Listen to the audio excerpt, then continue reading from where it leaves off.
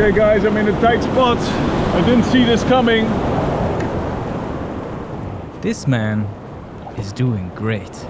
Niet zo, nee, dat is niet handig. It may not seem like it, but he's fighting plastic littering. Shit, man. You need to do something crazy, so...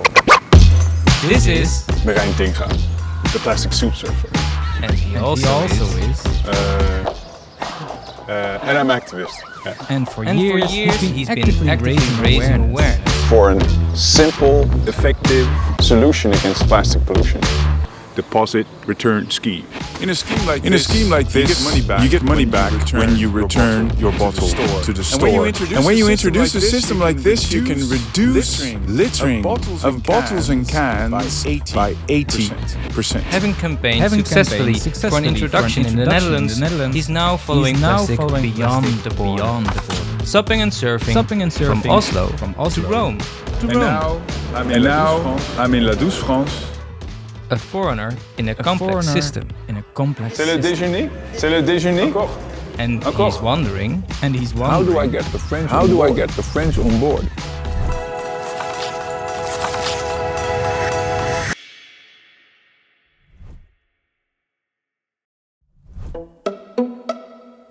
Merijn begins his journey through the heart of France. But how will he reach the hearts of the French? His plan is simple. But will it lead to action? And what does activism even mean here anyway?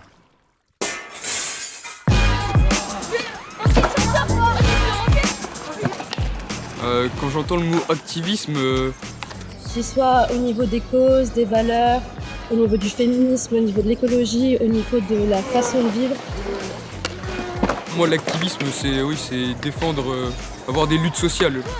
Where does this drive to defend social values come from? Two moments stand out. The first, 1789. The Bastille falls. Aristocrats are losing more than just their temper. And out of the rubble comes a republic with three very big ideals. Liberté, égalité, fraternité. And another moment, more recently, May 1968. Young people and workers alike took to the streets to demand change. Et puis les ouvriers, c'était la revendication quand même, l'amélioration des conditions de travail, les congés, les allocations familiales. C'était des revendications sociales et les libertés. In Dijon, journalist Charles Marquez remembers it well. Donc la jeunesse s'est révoltée, un désir de changer la société. Changement de société, ça n'allait pas parce que ils étaient considérés comme des bourgeois alors que c'était souvent des fils d'ouvriers qui allaient à l'université. Pas beaucoup, mais il y en avait quand même. Et ils en avaient assez du paternalisme, ils étaient très autoritaires. Ils avaient c'était des libertés qu'ils voulaient. So the French seem to be moved and outspoken about big ideas. Freedom, equality, and the proper way to make bœuf bourguignon. Which is good news for Merijn.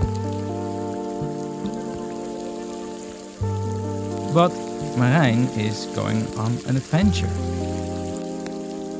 Not quite the traditional way of fighting for ideals. Well, as predicted, it started raining and there was thunder and lightning. So I think I'll just pitch my tent underneath this boat right here. So it's raining, this guy sees me, I'm sitting there underneath and he says, come into my house and stay with me. Yeah, okay. Great.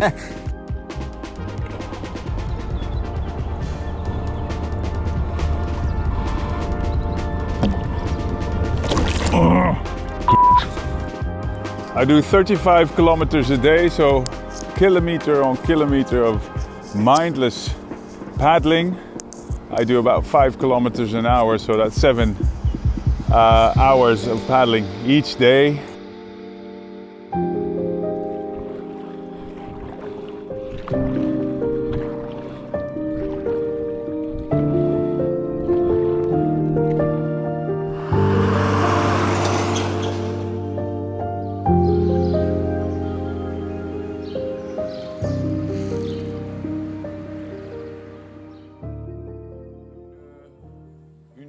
Lipton pêche. Ça, s'il vous plaît. Comme ça? Oui, ça tout. Oui.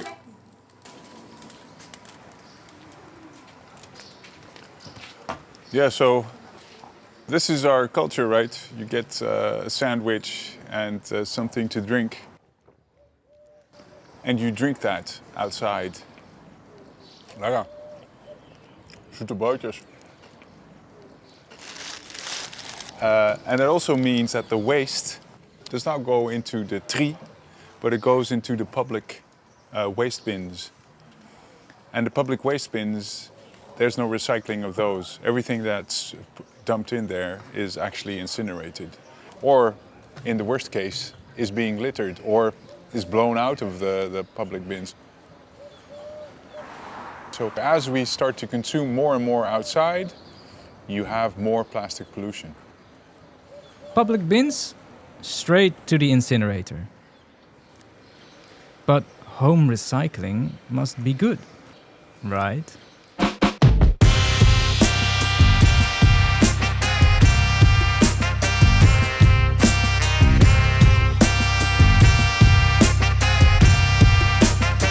In Beaune, Merijn finds unexpected support from Marie-Laure Bazerolles. From the recycling industry. Ici, le problème pour cette usine, c'est le manque de matière. Il n'y a pas assez de bouteilles triées en France et donc il n'y a pas assez de bouteilles qui arrivent ici. Et donc l'usine, elle est obligée d'importer d'autres pays d'Europe, d'Espagne, d'Italie, de Belgique, etc. Yes, they have to import plastics. Alors que quand on fait de l'économie circulaire, on cherche à être local. Et donc, ça serait plus logique d'avoir les bouteilles qui sont consommées en France, qui retournent bien dans la bonne poubelle et qui puissent venir être recyclées ici. En France, à peu près la moitié des bouteilles, elles vont être incinérées ou enfouies au lieu de venir être recyclées ici. Et on sait par d'autres pays que dans un pays où il y a un système de consigne, on a plus de bouteilles collectées, la collecte est de meilleure qualité et aussi on évite les déchets abandonnés dans la nature, que ce soit des canettes ou des bouteilles.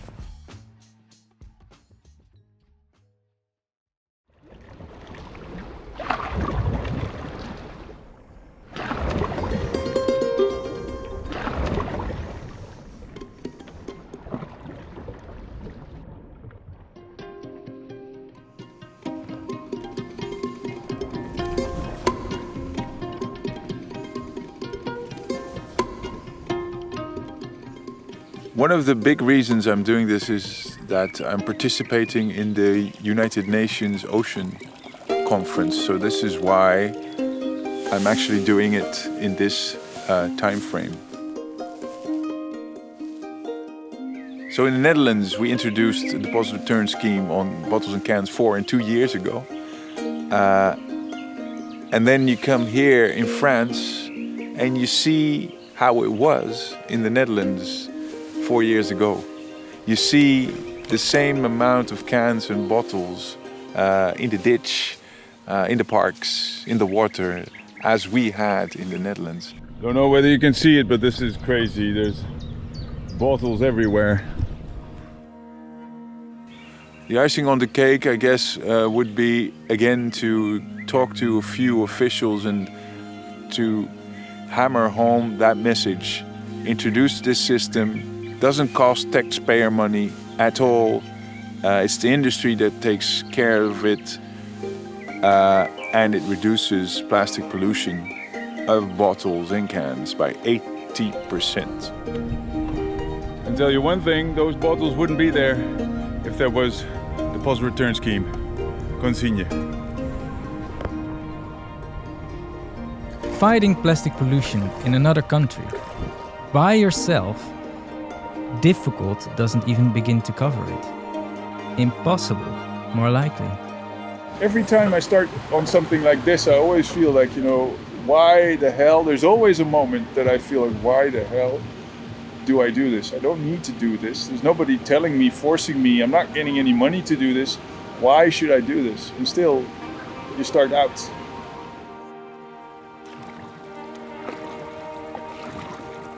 You choose your path and then you stick to it.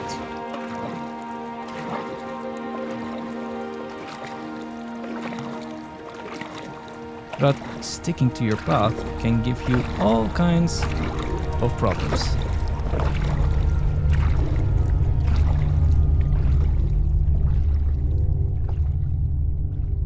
In the next episode. I guess I'll walk to Dijon, cutting my own blister open. Donc il n'y a pas personne qui peut me parler?